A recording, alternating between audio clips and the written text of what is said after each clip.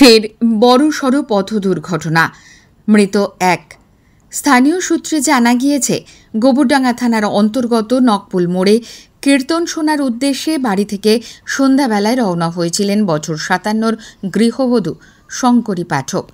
কিন্তু নাম সংকীর্তন আর শোনা হলো না। পথ চলতি এক মারুতি গাড়ির ধাক্কায় গুরুতর আহত হলেন ওই গৃহবধূ। দ্রুত খবর যায় গোবরডাঙ্গা থানায়। জানা গিয়েছে, থানার গাড়িতেই রক্তাক্ত গৃহবধূকে হাবড়া হাসপাতালে নিয়ে আসলে চিকিৎসক তাকে মৃত বলে ঘোষণা করে। উনি কোথায় যাচ্ছিলেন, কখন হলো ঘটনাটা? উনি কীর্তনে যাচ্ছিলেন, উনি ভোগারতির গান শুনবে বলে উনি আগে একা চলে আসছিল রাস্তার পাশে। আমরা একটু দূরে ছিলাম, তা আমরা একটা বাড়ির পিছনে ছিলাম, তখন একটা বিকট একটা আওয়াজ হয়েছে।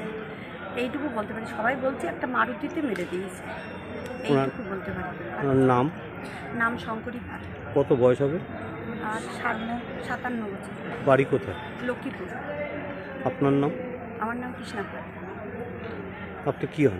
আমি সেজো যা হই, আর ও মজা। ব্যাপারটা আমিও দেখিনি। হঠাৎ করে আমার দোকানটা ভিতরে একটা আওয়াজ পাই, এসে দেখি রাস্তার এখানে অনেক লোকজন আছে, বডিটা পড়ে আছে। তারপরে আমরা ধরে নিয়ে হাবড়া হসপিটালে নিয়ে আসি। কিসের সঙ্গে অ্যাক্সিডেন্টটা হয়েছে? এখন কিসের সাথে কি গাড়িতে হয়েছে সেটা আমরা সঠিকভাবে জানি না। 4 চাকা কোনো গাড়িতে, সঙ্গে সঙ্গে গোবরডাঙ্গা থানার গাড়ি আসে, সেই গাড়িতে তুলে নিয়ে, গোবরডাঙ্গা থানার স্টাফরাও থাকে, ওনারাই তুলে নিয়ে আসে। ওনার নাম বলতে পারবেন? কার নাম? যে মারা গেছে ওনার নাম সম্ভবত শঙ্করী পাল। বাড়ি কোথায়? বাড়ি নকপুর, লক্ষ্মীপুর। আপনার নাম? আমার নাম গোবিন্দ ভোগ। আপনাকে ওখানকার স্থানীয়? পাশের বাড়ি।